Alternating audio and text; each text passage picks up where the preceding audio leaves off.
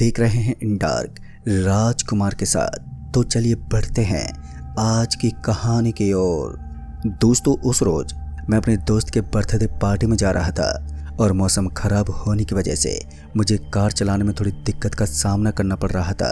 लेकिन मैंने दोस्त के लिए खराब मौसम में भी बर्थडे पार्टी में जाने का फैसला कर लिया था और इसी के चलते हुए मैं उसके घर की तरफ बढ़ रहा था कि तभी मैंने देखा कि हाईवे वाले रास्ते से ट्रक चलना शुरू हो गई हैं, जिसके चलते हुए काफ़ी लंबा जाम लगने वाला था और मैंने इसी के चलते हुए जंगल का रास्ता लेने का फैसला कर लिया था।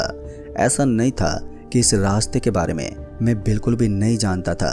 दिन में अक्सर मैं इसी रास्ते से आया जाया करता था, लेकिन रात के समय आज तक मैंने इस रास्ते का सफ़र नहीं किया था। लेकिन समय कम होने की वजह से मेरे पास और कोई रास्ता नहीं था सिवाय इस रास्ते से जाने के, और इसी वजह से मैंने अपनी कार को इस रास्ते से ले जाने का फैसला कर लिया।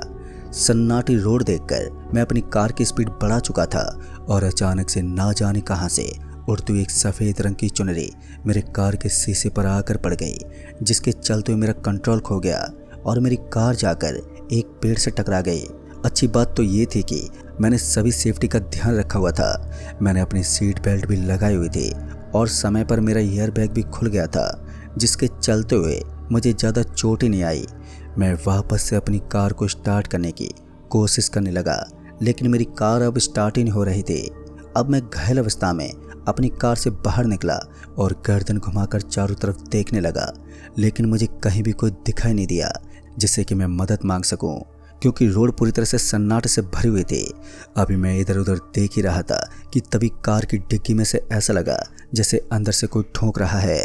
इस चीज़ की वजह से मैं काफ़ी ज़्यादा डर भी गया था और मुझे हैरानी भी हुई थी कि आखिर मेरी कार की डिग्गी के अंदर है क्या। मेरे पास इसको खोलने के अलावा अब कोई दूसरा रास्ता भी नहीं था।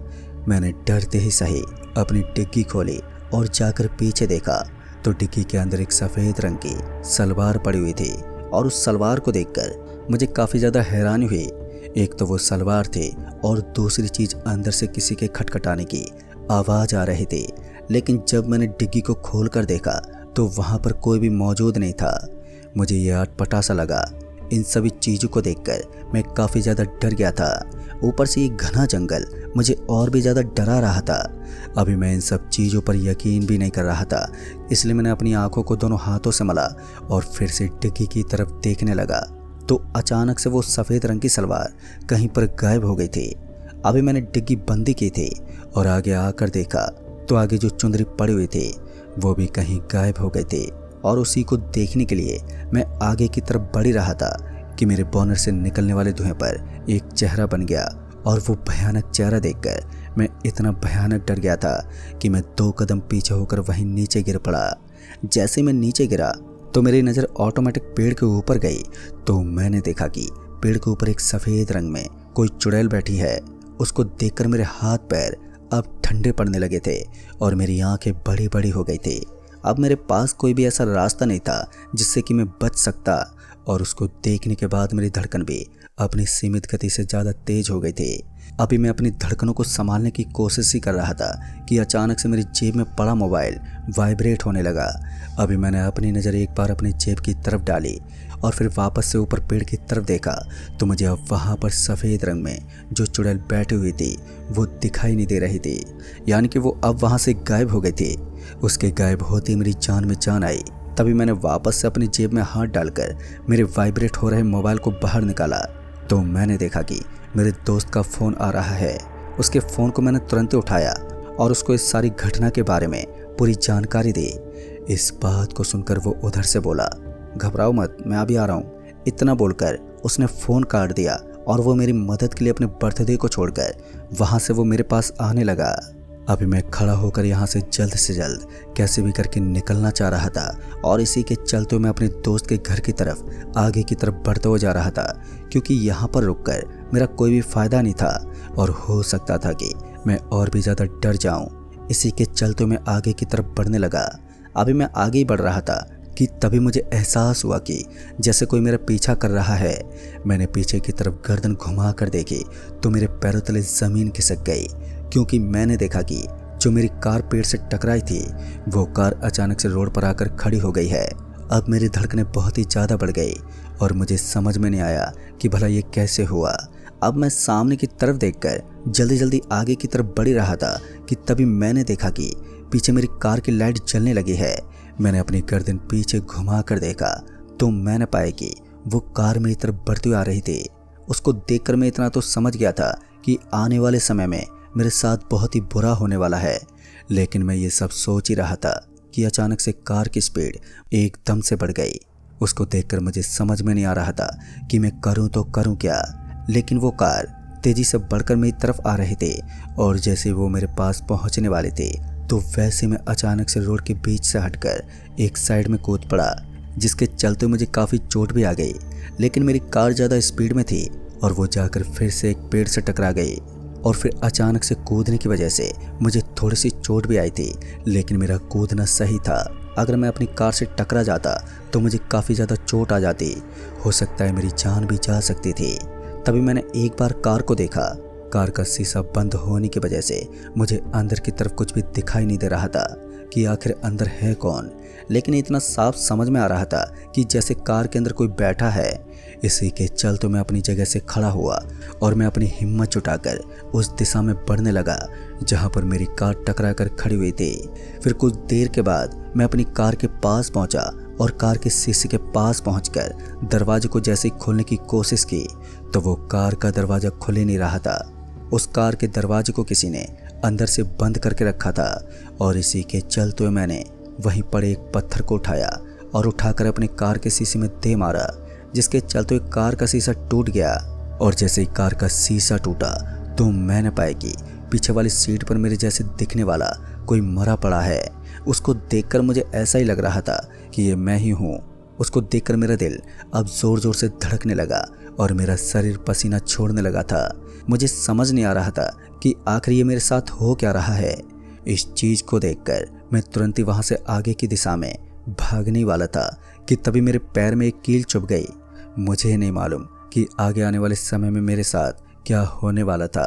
मेरे जूते के अंदर एक कील का घुसना और ये कील सीधे मेरे पैर के अंदर जूते को चीरता हुआ घुस गया। और जैसे ही कील मेरे पैर में घुसी तो वैसे ही मेरे पैर के अंदर से पानी की तरह खून बहने लगा। मुझे दर्द इतना ज़्यादा हो रहा था कि मैं वहीं पर रुक गया और ज़मीन पर बैठकर देखने लगा।